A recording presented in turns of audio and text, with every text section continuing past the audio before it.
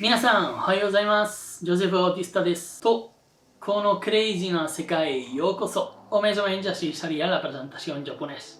Ja veieu que avui estic junt al meu petit santuari de coses friquis del Japó i he pensat que precisament era un bon racó per parlar sobre temes del Japó.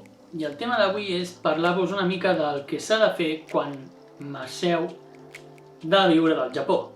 Com ja sabeu molts, he estat visquent durant anys al Japó i els que sou nous en aquest canal, benvinguts.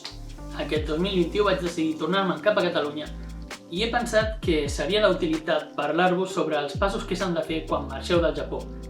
Ja sé que hi ha moltíssima gent que està desitjant d'anar-hi, però per experiència pròpia, i crec que us podrà ser útil si us trobeu en la situació de sortir del país, trobareu una petita guia que he escrit a la meva pàgina web, pas a pas, dels passos que s'han de seguir abans d'estar preparat per poder marxar del país i tornar cap a casa. Intentaré anar ràpid, primer perquè m'estic morint de calor, ho tinc tot tancat, el ventilador apagat perquè no hi hagi sorolls i m'estic fregint aquí dins. I segona, perquè com cada cas és únic, jo us explicaré el que va ser la meva experiència per tornar, que en un altre cas serà diferent. Així doncs, comencem amb el número 1. Ja has fet tot el que havies de fer al Japó, has estat estudiant, has estat treballant i decideixes que és el moment de tornar cap a casa. Però abans de res, el que recomano és que parlis amb les teves amistats que has fet allà. En moments així és quan ells més que ningú són els que et poden ajudar i fer-te pensar si és la decisió correcta o potser t'hauries de quedar. Si és així i has decidit quedar-te, disfruta del país. Número 2. Tens un munt de coses acumulades allà. T'hi has passat anys, tens moltes coses de valor sentimental i no saps com fer amb totes aquestes coses. Primera opció, ho llences tot i ho fas desaparèixer. Segona opció, esculls unes quantes coses i les envies a casa. En això, superimportant, i no cometeu el mateix error que vaig fer jo a la primera vegada, és fiqueu-hi tot de roba o coses que amb pocs diners es poden tornar a comprar.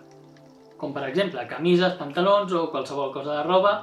Feu un repàs a totes les coses que creieu que hauríeu d'enviar cap a casa i després d'haver fet aquesta primera selecció en feu una segona on heu de llançar més aviat la meitat de tot el que heu seleccionat. La meva recomanació, poseu-hi només coses que són d'edicions limitades o que tenen un valor especialment sentimental. En el meu cas, per exemple, llibres de fotografies únics del meu sensei, llibres fotogràfics meus i alguns quaderns de notes.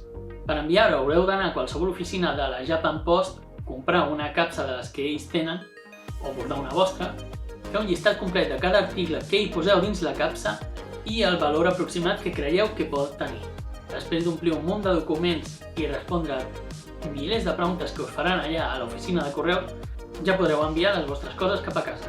Número 3. Deixar la feina. I encara que sembli una mica obvi el que diré, hauríeu d'avisar a la vostra empresa de que teniu plantejat marxar del país. Conec un noi que va aparèixer un dia a l'empresa, va dir demà marxo i ja no el van tornar a veure. Tant per deixar la feina com per fer qualsevol tipus de notificació normalment és recomanable que ho feu amb un mes d'antelació. I això ens porta al número 4, que és anar a notificar a immigració de que heu deixat la feina. Superimportant, si teniu plantejat tornar després d'un parell de mesos al Japó però sortiu del país sense tenir feina, correu el risc de que a immigració, quan passeu a l'aeroport, us retirin el visat de feina. No conec a ningú que li hagi passat, però és un risc que existeix. Número 5. Cancel·lar el vostre apartament o la vostra habitació en una casa compartida. Ho heu de fer igual, un mes abans. De fet, si esteu en una casa compartida serà més fàcil, ja que possiblement no haureu de cancel·lar els contractes ni d'aigua, electricitat, gas o internet. Ara, si viviu pel vostre compte en un apartament, recordeu que també heu de cancel·lar tots aquests serveis. Quan deixeu l'apartament, recordeu l'he de deixar supernet perquè us vindran a fer una inspecció posterior a la qual hauríeu d'estar presents per veure que no hi hagi cap dany o cap desperfecte en l'apartament. I això és superimportant perquè depenent del que diguin a la inspecció us retornarà més o menys diners del dipòsit que heu fet. El qual ens porta al número 6, que és desfer-nos de totes les coses. Els mobles, el llit que heu comprat, el televisor, en fi, tot el que heu ficat a dins de l'apartament. Per fer-ho podeu anar a qualsevol recycling shop del vostre barri o botigues de segona mà i veure què us donarien per als vostres mobles. Una altra opció és els Sayonara Sales que hi ha en grups de Facebook on podeu posar imatges de les vostres coses a preus tirats i segurament algú us les comprarà. I tercera opció és llançar-ho a la brossa, però per fer això heu de tenir en compte que el sistema de recollides d'escombraries al Japó és molt especial i també, si són ítems molt grans com pot ser una taula, el que hauríeu de fer és consultar a la pàgina web del vostre ajuntament i contactar un servei de recollida perquè vinguin a recollir tots els ítems que voleu llançar. Ara bé, si viviu en una casa compartida, això és molt més senzill, ja que sempre podeu passar algun dels vostres mobles als companys de la casa. Segurament, i com vaig fer jo, vaig rebre alguns mobles de part dels meus companys que es mudaven i jo, al mudar-me, vaig tornar a repartir aquests mobles. I és un dels millors sistemes per donar-li servei a tots aquests mobles. Número 7. Pagar tots els vostres deutes a l'Ajuntament. Si sou estudiants o si heu anat per un curt període de temps, segurament no haureu de fer-ho, però en visat de treball o per llargues estades d'estudiants com poden ser de 2 anys, segurament estareu afiliats a la Seguretat Social i al sistema de pensions. En aquests dos serveis heu d'anar a l'Ajuntament a informar primer de que marxeu del país i segona, de que us saldin tots els deutes que podeu tenir.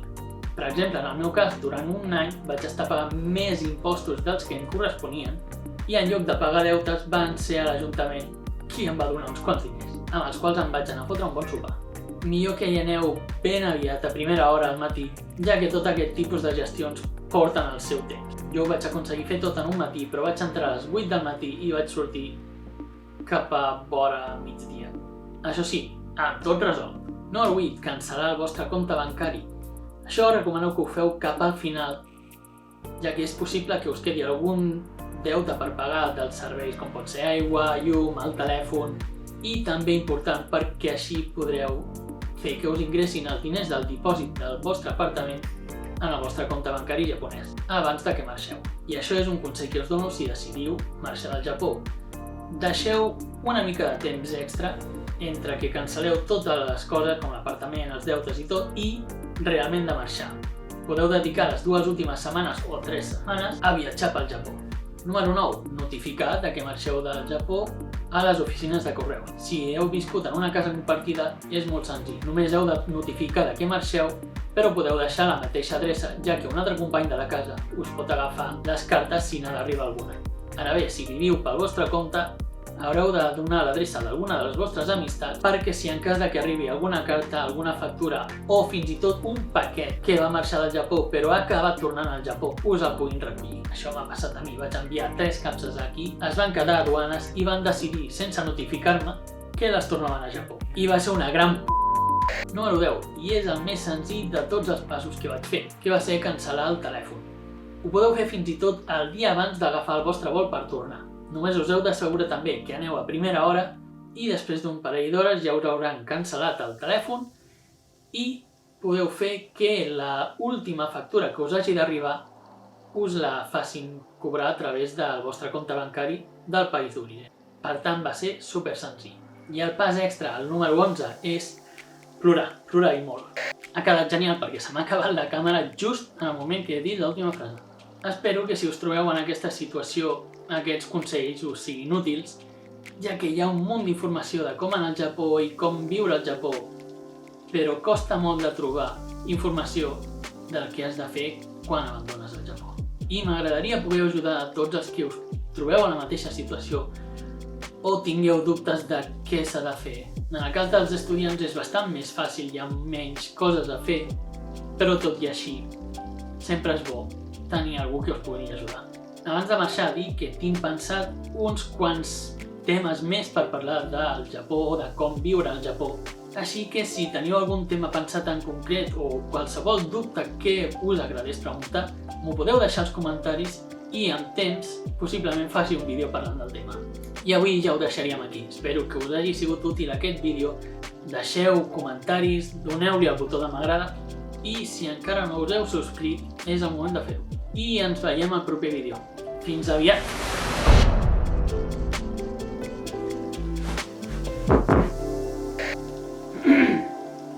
Intentaré anar ràpid, primer perquè m'estic morint de calor. Ja has fet tot el que havies de fer al Japó, has estat treballant, has estat... I això ens porta al número 1. I això és important perquè, depenent